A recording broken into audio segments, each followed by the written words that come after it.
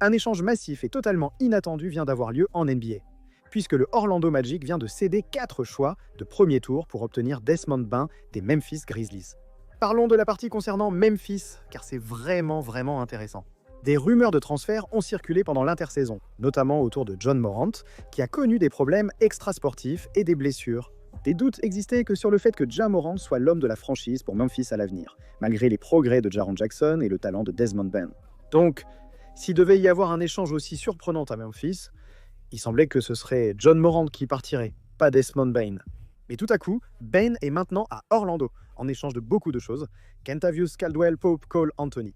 4 futurs choix de premier tour, dont un choix de 2026 venant de Phoenix et un échange de choix futurs. Je pense que 2 choses se sont passées pour Memphis avec Desmond Bain. D'une part, ils ne cherchaient pas activement à l'échanger. Orlando a passé en revue ses options à l'arrière. Nous en parlerons dans un instant. Et ils ont choisi Bain comme un gars qui, selon eux, allait vraiment les aider à franchir un cap dans la conférence Est. Et ils ont donné beaucoup de valeur à Memphis en échange de lui. Ils ont été mis devant le fait accompli et ont dû accepter ce deal, n'ayant pas le choix. C'est une telle valeur en échange de Bain qu'on apprécie et vient de prolonger, mais impossible de refuser une telle offre. Et Memphis a dit « D'accord, pas de problème, si vous voulez nous donner autant de choix de draft et quelques autres gars qu'on pourrait peut-être échanger ou simplement utiliser. » Kentavious Caldwell Pope et Anthony, on accepte le deal. Pour Memphis, les choses changent visiblement. Taylor Jenkins absent. Nouvel entraîneur, nouveau système offensif cette année. Bain plutôt moyen par moment. Il avait l'air un peu perdu dans ce système, et je ne serais pas surpris s'il y avait des discussions internes pour savoir s'il est temps d'essayer de voir quelle est la valeur de Desmond Bain sur le marché. Soyez discrets, mais explorez le marché. Notre projet sera davantage axé sur ce sujet. Vous connaissez Jaren Jackson et Ja Morant?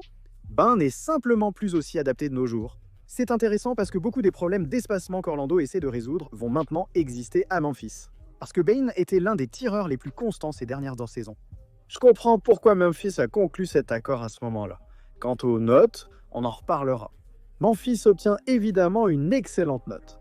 Parlons maintenant du Magic d'Orlando. C'est un accord incroyablement intéressant pour eux pour plusieurs raisons différentes. Nous avons discuté du besoin de l'équipe d'avoir un créateur et un shooter sur le périmètre depuis un moment.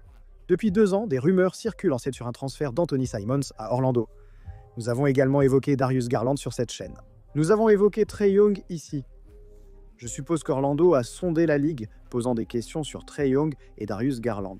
Et soit ces joueurs n'étaient pas disponibles, soit ils n'étaient pas disponibles pour Orlando spécifiquement parce que ces équipes ne veulent pas échanger avec Orlando. Ou alors ces équipes voulaient tout simplement beaucoup plus que ce que le Magic a finalement échangé contre Desmond Bain. Et ils ont décidé que Bain serait leur choix. Étant un joueur de la conférence Ouest, Memphis ne s'inquiète pas de l'échanger à Orlando. Bien entendu, ils les ont quelque peu contraints en échange d'une grande quantité de biens. Une autre raison pour laquelle c'est intéressant pour Orlando, c'est qu'un des joueurs qu'ils ont fait venir pour, en quelque sorte, les aider à franchir un cap. Lors de la dernière intersaison, les Nuggets ont signé Kentavious Caldwell Pope, un agent libre qui a apporté une expérience de champion, un potentiel des 2 côtés du terrain, du tir et de l'espacement. Kentavious Caldwell Pope a connu une saison difficile à Orlando. Après seulement 1 an, il est parti pour Memphis où il sera probablement très bon pour les Grizzlies. C'est intéressant de voir l'équipe d'Orlando continuer à essayer d'améliorer son tir et son espacement. Après seulement 1 an avec Kentavious Caldwell Pope, ils ont décidé qu'il n'était pas le bon joueur et l'équipe a été assez transparente publiquement à ce sujet. Le fait qu'ils sentent que cette intersaison est la leur pour faire un mouvement pour essayer de se placer différemment ici dans la conférence Est. Et ce mouvement montre clairement cette volonté et ce besoin pour eux d'essayer d'améliorer leur effectif. Et je suis sûr que beaucoup de gens se demandaient pourquoi diable Orlando ferait-il ça? Genre, c'est tellement de choses en échange. Eh bien, il y a plusieurs raisons ici. Premièrement, ça me rappelle un peu l'échange de Mikal Bridges de Brooklyn à New York. Tu identifies un gars qui s'intègre vraiment bien dans ton effectif et tu es prêt à faire des concessions pour l'obtenir.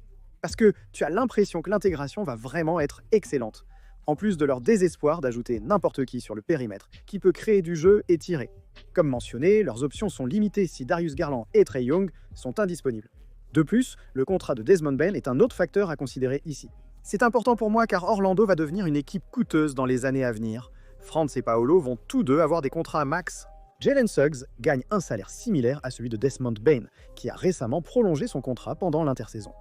Cela lui rapporte entre 35 et 45 millions de dollars jusqu'à l'été 2029, et à cette époque de second apron, de taxes de luxe et autres. Orlando sait que leur équipe coûtera cher, surtout s'ils ajoutent un quatrième joueur très désiré. Pour être un joueur à fort impact, quelqu'un avec plus d'impact que Kentavious Caldwell-Pope et quelqu'un qui s'intègre vraiment bien dans l'effectif. Et donc la combinaison de contrats de Desmond Bane, Jalen Suggs, Franz Wagner et Paolo Banchero. C'est leur quatuor de base. Si Suggs reste en forme, ils le garderont et joueront tous ensemble.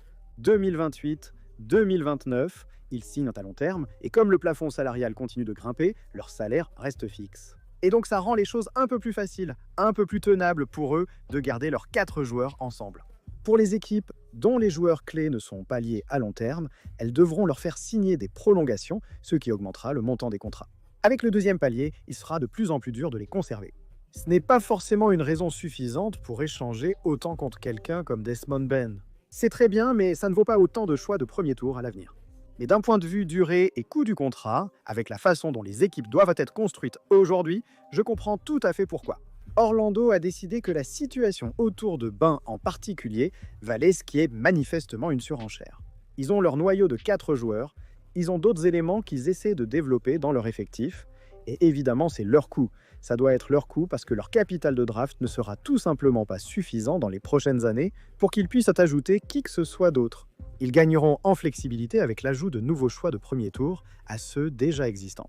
Mais dans l'ensemble, c'est ce qu'ils pouvaient faire. C'était leur grand coup et ça met beaucoup de pression sur Franz, Paolo et Jalen Suggs pour rester en forme et performants. Ça met beaucoup de pression sur le staff technique pour mettre en place une attaque NBA fonctionnelle, ce qu'ils ont eu du mal à faire ces dernières saisons.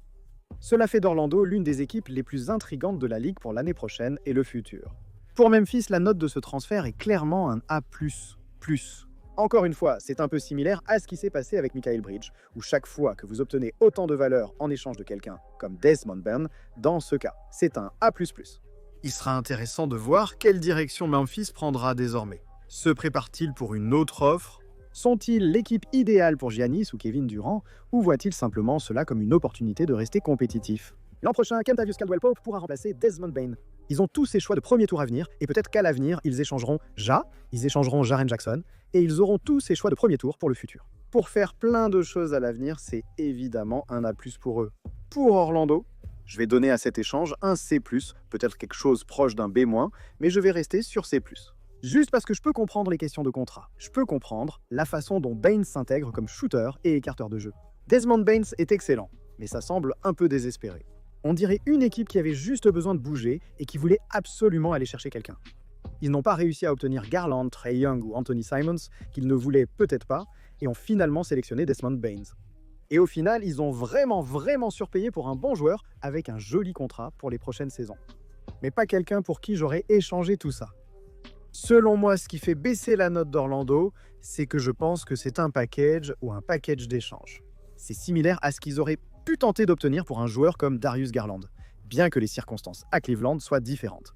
Ils ne veulent pas forcément échanger contre un tas de futurs choix de premier tour, parce qu'ils sont encore très bons. Mais ils auraient pu échanger ces choix contre un joueur que Cleveland convoitait vraiment. Je pense qu'Orlando avait des options ici, ils auraient pu être un peu plus patients, ils auraient pu garder ces contrats. Kentavious Caldwell-Pope et Cole Anthony seront dans l'équipe la saison prochaine étant sous contrat. Ils auraient pu faire cette action plus tard quand quelqu'un serait devenu disponible. Mais clairement, ils comprenaient la situation mieux que moi. En ce qui concerne qui voudrait vraiment aller à Orlando, qui serait disponible, quelles seraient leurs options. Et ils ont décidé que c'était le choix parfait, et pour que cela vaille ce qu'ils viennent d'échanger, Desmond Bane doit être l'ajustement parfait à 100% à Orlando. J'ai hâte de voir à quoi cela va ressembler exactement, et quels autres mouvements cela va potentiellement déclencher pour Memphis pendant cette intersaison.